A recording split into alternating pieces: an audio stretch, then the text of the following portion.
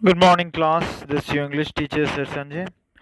I welcome you all to yet another session of YouTube wherein we discuss lessons from English main course, English supplementary, and grammar as well. So, if you remember in the past class, we have finished reading the lesson called The Best Christmas Present in the World, isn't it? Wherein we find how Jim McPherson has expressed his heart out by writing a letter. By writing what? A letter to whom? To Connie McPherson. Is it, class? I believe I'm right. Understood. So Jim writes a letter to Connie McPherson, and that in that letter he expresses a beautiful account of how on Christmas Day the soldier who were supposedly enemies came together and had a wonderful party wherein they shared their ration quota, ram sausages, and a lot of things. They also played a lovely game of football, which Jim described that the Fritz won, isn't it? So, what do we mean by Fritz, class? Fritz refers to the German soldiers, isn't it? So the German soldiers scored 2 goals to 1, and then they won the match. And then soldiers from both the end headed towards their own camps, so as to say. And then the Germans and started singing beautiful carols, isn't it? They started singing beautiful carols, and then the soldiers, the Britishers as well, they accompanied them by singing back some wonderful song. It continued for a while before stoppage. But then war, as you know, war leaves its own fair bit of damages on families and all. In the letter, Jim made a promise that by next Christmas he would be there at his hometown and it would all be over.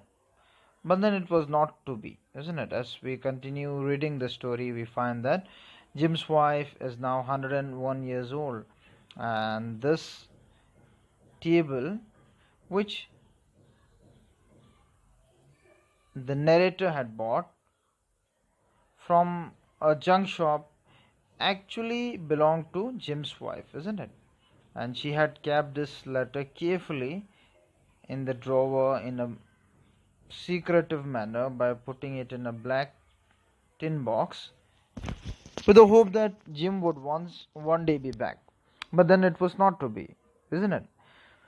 So as the story progresses, what we find is Connie, like I said, had been waiting for a long time.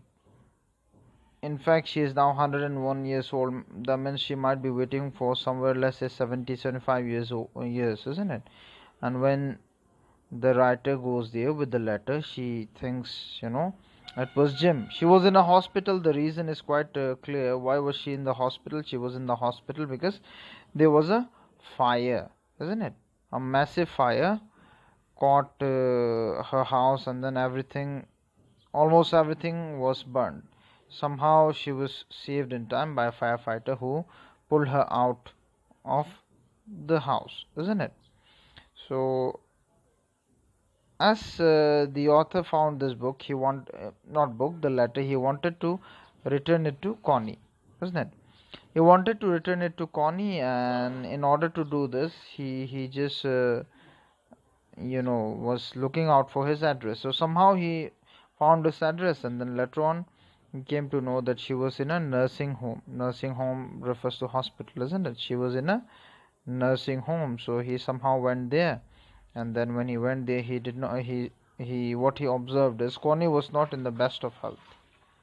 Mentally, she was not in the right frame of mind. So as he began conversation with Connie does not seem to remember. But as soon as the letter was kept in front of as soon as the writer handed over the letter to her, her eyes seemed to sparkle as if she was strolling down the memory lane, as if she was remembering something, isn't it? So this is what had happened, and she mistook him for Jim. She thought it was Jim. He mistook her for Jim, thinking Jim was now back because she does not seem to remember anything from the past. Okay, Jim probably had died at the war, isn't it? It was the World War that we are talking about. Jim had probably died at the war. So she does not seem to remember anything at all from the war. And then she confused him for Jim. And then she was talking in a normal way, saying, Jim, you promised me you'll be back. I've been waiting for a long time. Now, you please read this letter out for me. Once you're done reading the letter, I will make you some tea and then we'll have these and that, is what she was saying. So she was not getting to in terms with Jim's departure or death, to be precise. Okay, this is where the story ends. So the table that Jim got in the beginning belonged to Connie, isn't it? How do we know it belonged to Connie? Because it caught fire, isn't it? It caught fire and it was in a bad shape, and later on we get to know that Connie's house was in fire, a severe fire. As far as question answers are concerned, class, I believe you are mature enough to at least try and make them. In case if you have doubt, we can have a separate session for this someday, right? There are simple questions like who did Connie McPherson think her visitor was? I've already told you the answer. She thought it was none other than Jim himself. Which sentence in the story text shows that the visitor did not try to hide his identity? There are certain texts, so we are not discussing this. These questions are what you have to make on your own. Then working with the language. What has this section got? Let's find out, class. What does it say? Look at the sentences from the story. I spotted. Here is a word in italics. Spotted. This one? Yeah. I spotted it in a junk shop in Bridport. The man said it was made in the early 19th century. This one was in a bad condition. The italicized verbs are in the past tense. They tell us what happened in the past before now, isn't it? So read the passage below and underline the verbs in the past tense. It's very simple. A man got on the train and sat down, isn't it? So sat, got, right? And in the similar manner do the others also. The compartment was empty except for one lady. Was represents state of being. So was is what you are going to underline. She took, isn't it, her gloves off. A few hours later, the police arrested the man. Arrested. So class, this simple. You do it on your own. Then more sentences. Let's take a look at this one now. Here. The veneer had lifted almost everywhere. Both fire and water had taken their toll on this desk. Notice the verb form had lifted, had taken their toll. The author found and bought the desk in the past, isn't it? In the past perfect tense is what we are talking about here. Past perfect tense. The basic form is subject plus had plus third form of the verb, isn't it? Like had taken, had lifted. The desk was damaged before the author found it and bought it. Fire and water had damaged the desk before the author found it and bought it. So taken a toll. The meaning of taken a toll is being, expressed here. Fire took a toll on the desk, isn't it? That is what is being written here. Some usage of verbs are being highlighted here. Let's quickly take a look at them. We use verb forms like had damage for an event in earlier past. Okay, had damage is used for an event in earlier past. If there are two events in past, we use the had form of the event that occurred first in the past. You have always got to remember this. Okay. If there are two events occurring in past, we'll be using had form for the event that occurred first in the sequences of the events. Okay, there is a sequence, there is an event or an order for which things occur or happen, isn't it? So that is what is being talked about here. We also use the past perfect tense. See, we also use the past perfect tense to show that something was wished for or expected before a particular time in the past. For example, I had always wanted one. I had always wanted one car, something like that is what. See, sentence of this nature, they express desire or wish, is it? The next, what do we have? Discuss with your partner the difference in meaning in the sentence below. You can do it on your own. When I reached the station, the train left. When I reached the station, the train had left, isn't it? So it's a simple elaboration of what we have just studied. Do it on your own, class. Then there's fill in the blank. Let me zoom it up for you. Fill in the blank using the correct form of the verb in bracket. My little sister is very naughty. When she comes back from school, oh, okay, yesterday. So it will be came back, isn't it? When she came back from school yesterday, she had tear her dress. So find the correct form. We dash. We ask her how it had happened. It will be happened, isn't it? So class, I believe based on the reading of grammar, I feel you'll be able to complete this exercise. Try and do it on your own.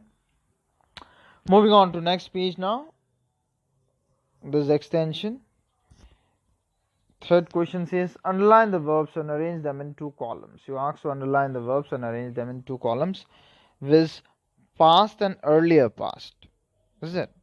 My friend set out to see the canvas in the next town, but I stayed at home because I had seen them already. Very simple. So I'll do the first one for you. My friends set out to see the caves in the next town. Past.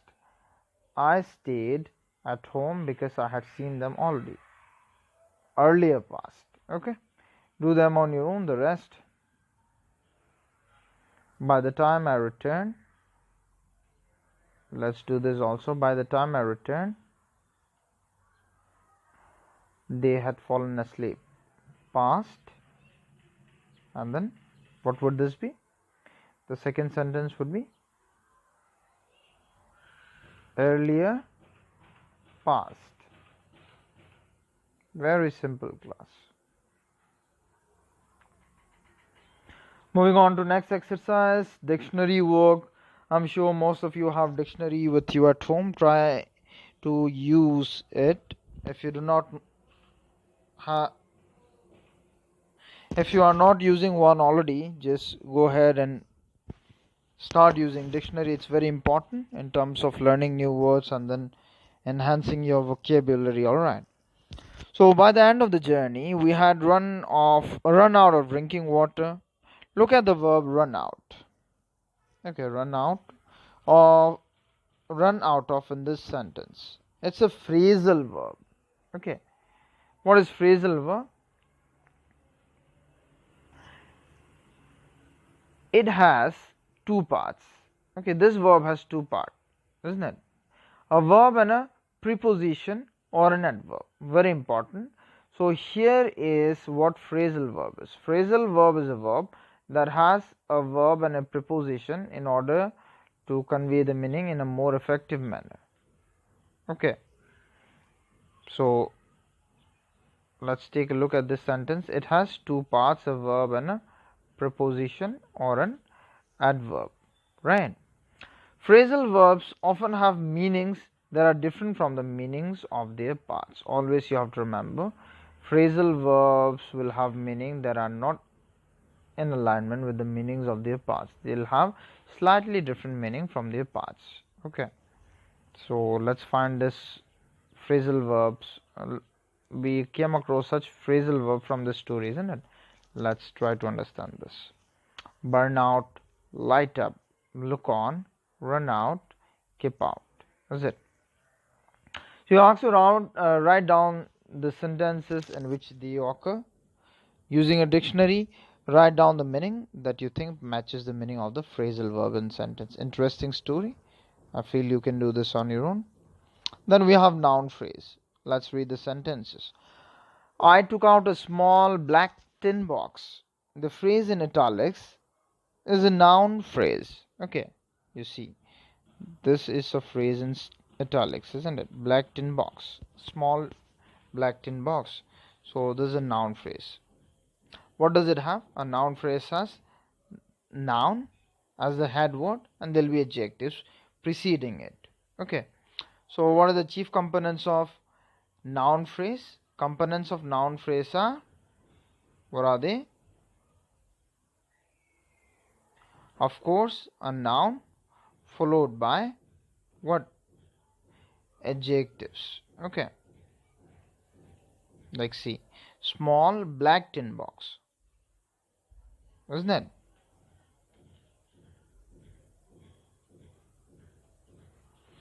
So here box is the noun, isn't it? Small black tin.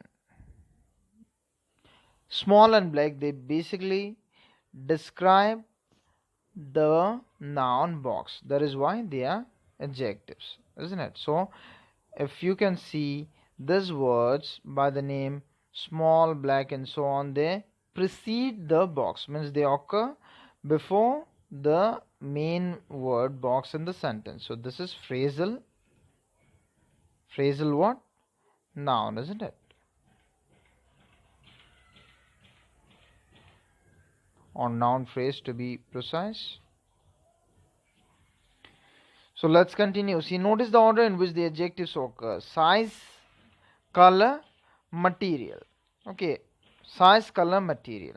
We rarely use more than 4 adjectives before a noun, and there is no rigid order in which they are used, though there is a preferred order of modifiers or adjectives in a noun phrase as given below. Okay, so always remember, more than 4 adjectives before a noun can never be used. It's not legitimate. But then, the prefer order of modified adjectives in terms of using them before a noun follows certain rules, and they are listed below in a table. Okay, so determiner, a and or the, modifier 1, modifier 2, 3, 4, and then head word.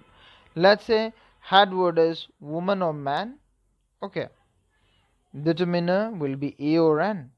Modifier 1, which expresses opinion or feeling, could be nice woman, lazy woman. Okay, modifier 2 basically deals with, let's say, size, shape or age. We can see a tall woman, a round man, and so on. The third modifier will describe color, isn't it? Red, white, light, dark. The dark man. Modifier for material, the kind of thing that is supposed to be spoken about. For example, silk, cotton, woolen. Is it? Then head word, of course. So the table below contains a list of noun and some adjectives. Use as many adjectives as you can to describe each noun. You might come up with some funny descriptions. Okay, elephant, very simple class. We are not doing this. You have to do. And then there is the speaking exercise and group discuss whether. See, group discussion is now impossible because there is this pandemic. A virus is out on the loose, isn't it? We hope and pray that this virus and its effect recedes with time, and then there is a permanent cure or a solution for this. Anyways, what is being asked in the question? Let's find out. In group, discuss whether wars are a good way to end conflicts between countries. Conflict refers to difference in opinion. Okay, what do you think, class? If you have difference of opinion with someone, is war the only solution? I don't think war is the only solution. It can happen through dialogue, isn't it? Or like they were suggesting, playing There could be several ways, but then war is not a solution, because war is nothing but a sign of destruction, isn't it? It leads to loss of life and countless loss of property. It hampers our economy, and there are so many disadvantages. Okay, country will be destabilized if there is war and all. So we cannot at any cost think of war as a solution, isn't it? It's not possible. Okay, so that is what kind of presents do you like and why? This is up to you, class. Try making some speaking practice. People have their own liking. Some have certain choices when it comes to in terms of getting presents. Some do not have, is it? So it's for you to do. And then there is writing section. Imagine you are Jim Macpherson. You have returned to your town after the war. Let's say you survived the war and you're returning to your town. Okay. Diary entry, I believe you all know. So in your diary, record how you feel about the changes you see and the events in that occur in your town. You could begin like this: 25 December 1919. So he returned after quite a long time, isn't it? It's Christmas Day today, but the town looks, and then you have to continue. Okay, this is imaginative writing. There could be changes, isn't it? 4-5 years is a long time, so imagine it's a 5 years gap, 6 years gap. Based on that you can write. Okay, suppose you are the visitor. You are in dilemma, confusion, great confusion. Okay, you don't know whether to disclose your identity and disappoint the old lady, or let her believe that her dear Jim has come back. Write a letter to your friend highlighting your anxiety, fears, and feelings. So, this also is interesting. You have to imagine you are the visitor, the young writer who went to meet Connie. So, you have to write a letter expressing your confusion, your fear, and your feelings. Okay. And the second question presents us with the outline of the story and asks us to construct story using the outline, which you can do on your own. Okay. So what opinion does King Martin Luther express on war? He says, war is the greatest plague. As a disease, of course, is a plague. War is the greatest plague that can afflict humanity. It destroys religion, it destroys states, it destroys family. So war is nothing but a major sign of destruction. Okay.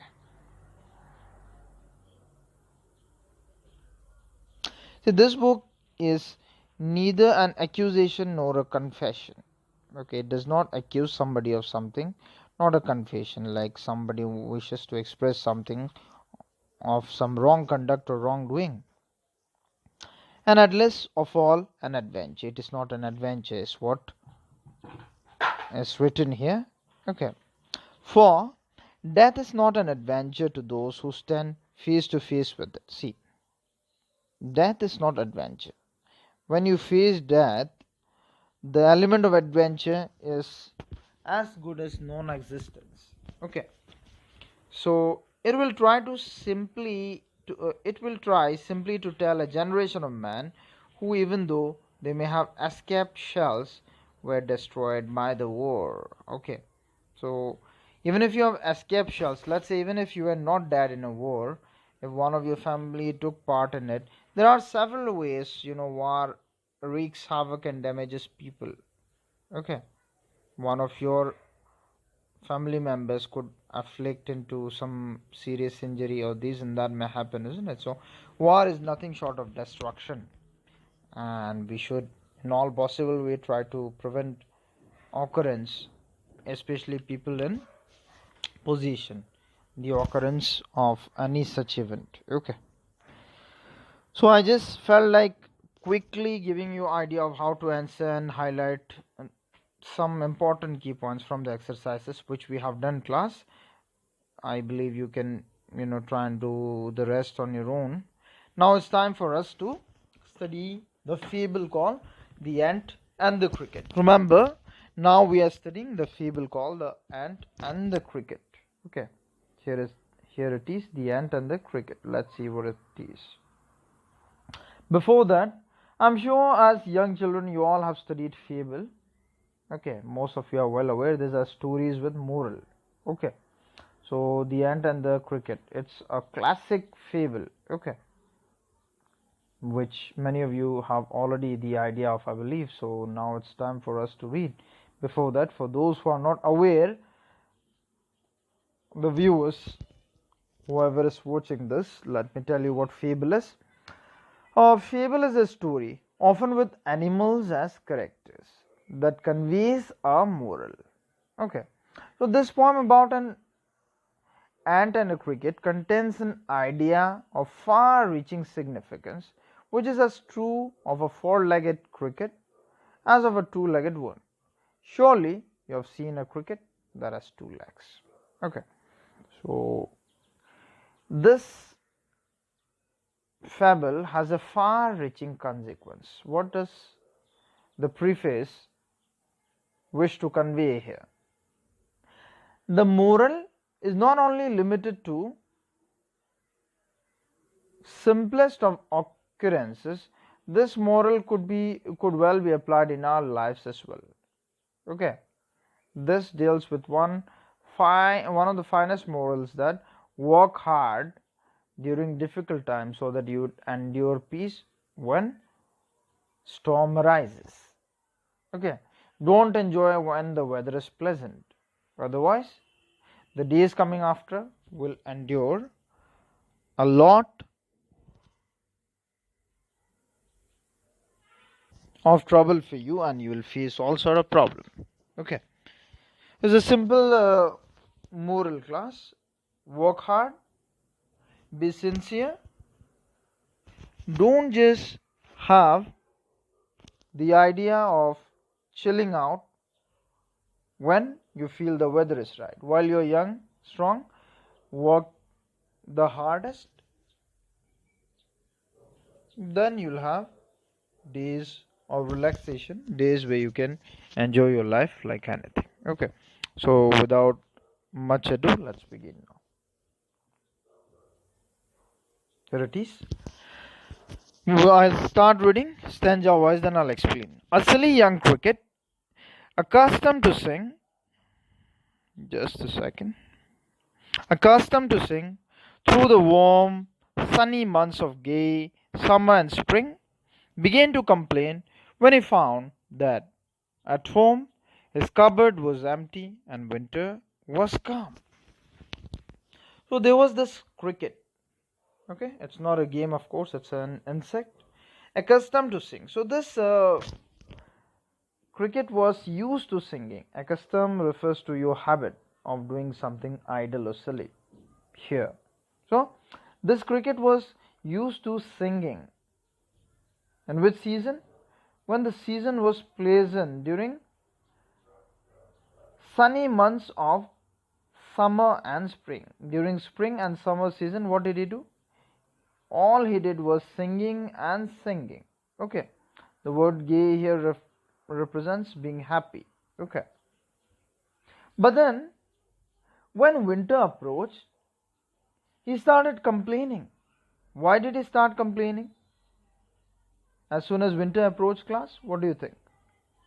Why would he complain when winter approached? Because everyone feels hungry. So he was feeling hungry, and as soon as he opened his cupboard to stuff something, he found that his cupboard was empty.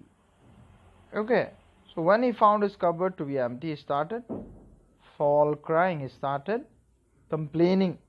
Okay, so what happens? Let's find out.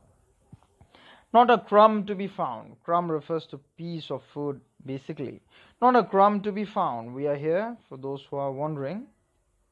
Not a crumb to be found on the snow-covered ground. Not a flower could he see, nor a leaf on a tree. Oh, what will become, says the cricket, of me?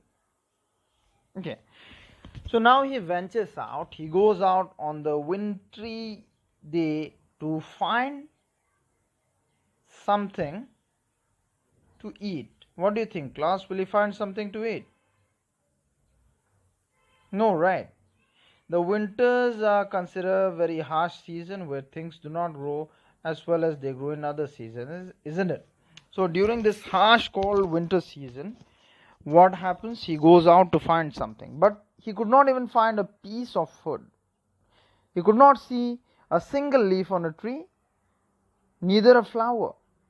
The entire ground looked devilish white, covered with snow. So now he was a little upset and worried at the same time. He wondered, oh, what will become? What will happen to me? Okay. So what will happen? Let's find out, class. At last, by starvation and famine made bold, all dripping with weight and all trembling with cold, away he set off to a miserly ant, to see if, to keep him alive, he would grant him shelter from rain. Okay, so I'll just explain you this. So now he felt he would starve, he'll have nothing to eat. There'll be famine. Famine means there is shortage of food because it was winter season, isn't it? Nothing was growing. So there of course will be shortage of food. And then he thought, due to this shortage of food, he'll die. He'll have nothing to eat. So this made him bold. It instilled a sense of courage in him. Okay. He was dripping with wet. Why was he dripping with wet? Was it sweat? Not at all. Since it was very cold weather,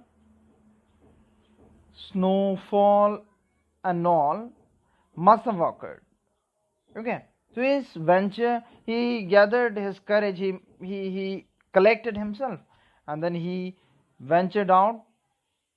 He was trembling, means he was shaking with cold, as he was on his way towards the ant's home. Okay. Why did he go to the ant's home when the weather was such cold? Because he had nothing to eat. Okay. He thought he would go to the ant's place